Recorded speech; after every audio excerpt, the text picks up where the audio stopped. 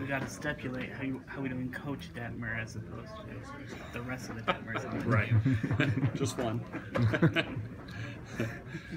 Too many girls in our family.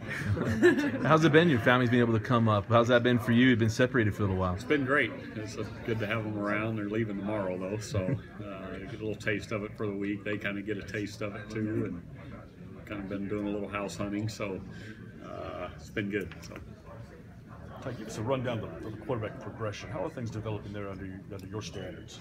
The quarterback position has been playing great. They're making good reads. They're starting to understand the protections and the calls, and we've got some check with me's in the run game. So, you start tying it all together and putting the pieces together where they're doing a great job with it. We get a little wordy on play calls, so they're handling that part of it real well and able to manage that part. So it's been exciting working with those guys and just seeing the type of people they are. I just got done speaking with Coy, and he says that he wishes you'd be a little bit more favored towards him a little bit. What's it like coaching your nephew?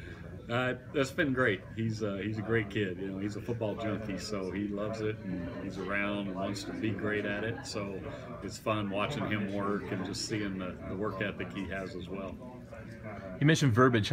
How wordy was the old BYU offense and compared to what you're doing now when you called plays? There were some times where we got wordy, formations with motions and things like that. So similar to what we're doing now, we'll get a little wordy with our formations and motions and those kind of things. So probably a little more so now than we were then, but game's changed a little too.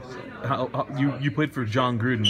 You got ex-Spider, Y Banana coming out anytime soon? No, probably not that same terminology, but probably similar play concept we'll have in there. But he got a little aggressive with some of the play calls he had, shifts and motion twos and all those things. We've got a little bit of that, but not near the volume he had towards the end of his coaching career. How much did the tight ends play an instrumental role in your success here when you played? They were huge. Chris Smith, Byron Rex, Darren Hanley, Travis Macbeth. We had some guys then that were a big part of the offense and just kind of keeping those linebackers from being able to drop out underneath wide receivers, and so that's kind of been a staple here and something obviously we want to get back to and have a part of the offense, especially if you're mixing in some run game and having that extra edge. Defenses have to account for that extra gap out there that without a tight end there's a shorter edge and those guys can kind of play a little tighter. So that helps in pass pro, it helps in the run game, it helps in everything to force that end to have to fight through a tight end release. You get a really good end. I know when I played, we tried to put a tight end to that side as much as we could just to make that defensive end have to avoid a tight end and couldn't just get into a pass rush right away. So it helps not only in that part, run game, but also, being a viable receiver for us. In those few weeks that you've been trying to develop some of these guys into that tight end position, has anyone been sticking out to you? The whole group is a great group. They're working hard. They're real conscientious. They're learning it. It's something that they haven't done a ton of, and a lot of those guys moved over from the defensive side. So we're managing all of that. We've got some fullbacks, similar type of deal that moved over from the defense, and they're learning it. And so it's a group effort right now. We're kind of tight end by committee, and that's a great thing if you've got multiple guys that can go in and play, and we get into 2 tight end sets and those kind of things. That's kind of the evaluation process right now, is seeing what we can do with what we have to work with. Coach Lamb talked about 2 guys that are playing on both sides of the ball, like Keeley Davis and Troy Warner. How have they played on offense for you? They've been great. They're both big play type of guys. I think more than anything, it's trying to give them a foundation on both sides so that if you have some injuries, we can kind of fill in gaps as needed and have as many of those types of guys. Same with a fullback and a linebacker. I know Harvey Longy's played some running back in the past. So the more guys can do, the more valuable they are to the team, because we can kind of plug up some holes if we have some injuries. You talk about the coaching room would be like if Coach Lamb and Coach Guilford start saying, hey, we really want Keeley Davis over on our side of the ball full time. What would that conversation be like in the coaching room? The conversation is what's best for the team. Whether we want them or not, we're going to do what's best for the team. If that means more stops on 3rd down, more pass breakups, that gives the offense more opportunities. So we are all on the same page as a coaching staff on what's going to be best for the team at that time. How much pull do you have to say this is what's best for the team? We need Troy. We need Troy Warner on offense.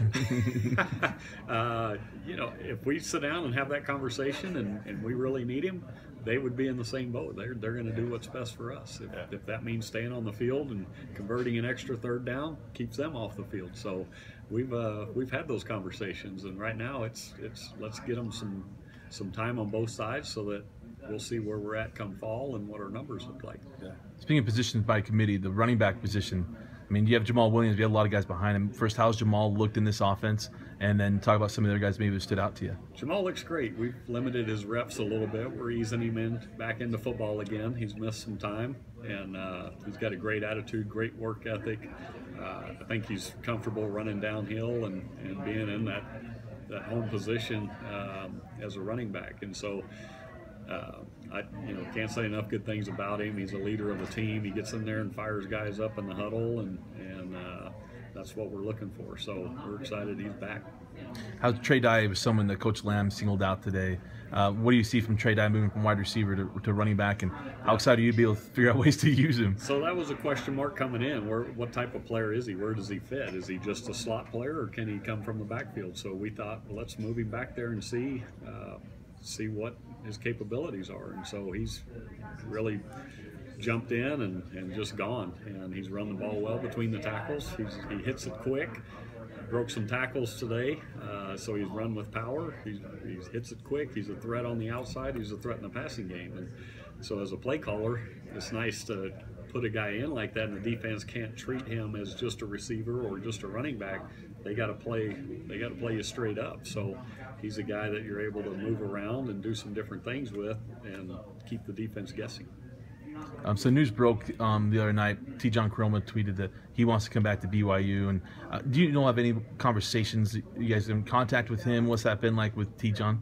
No, a lot of that's just waiting to see what happens with his process. So I don't know where that's at, or we're all kind of in the same boat, just hoping that he's doing great.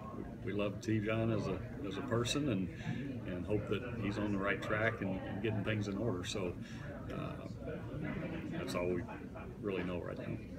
How do you assess Tanner's progress during spring? It's been good. It's my goal was to come in and try to do everything under center, so guys get comfortable with that. And he jumped right in and was very comfortable and looked smooth right from the start. So we know he can play out of the shotgun, drop back and throw it 40 times a game if needed.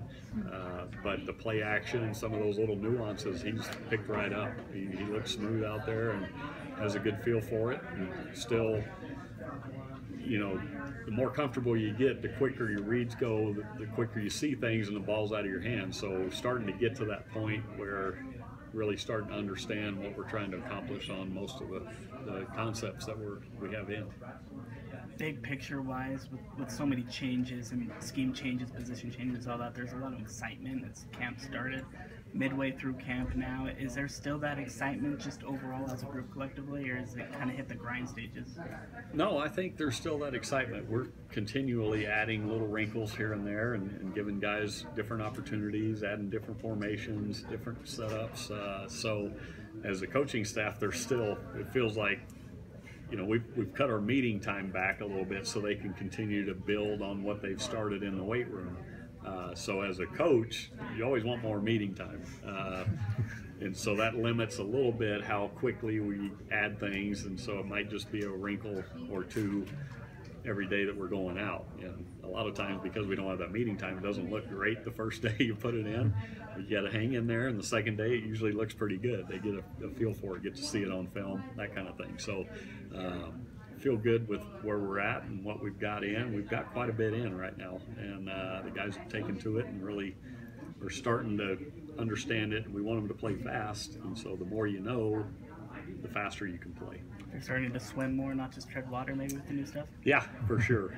That first week was, all right, we are treading water a little because we're feeding them with a fire hose, and now it's a garden hose, a little more of a trickle than a steady stream of it. Who do you say is your biggest influence as an offensive schemer? Because you know your dad, obviously, and then Norm Chow and Mike Holmgren, Steve Mariucci, John Gruden. I mean, so many guys. Who'd you say you pulled the most from, or is there anyone that you would say is like you're more that kind of like that guy? It's hard to say. I think you pull from everybody, and I know, terminology. We're running some of the stuff my dad, the terminology he's used, and tweaked it a little bit.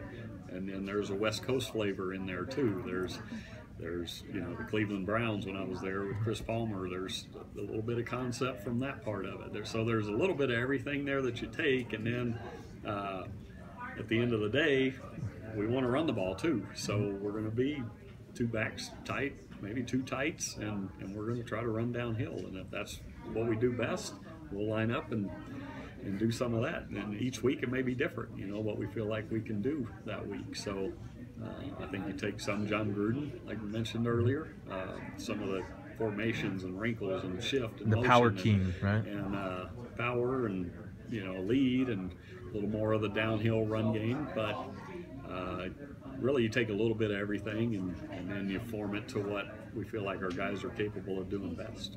Last one for Coach. Anybody else? Okay, thanks. All right, thank you.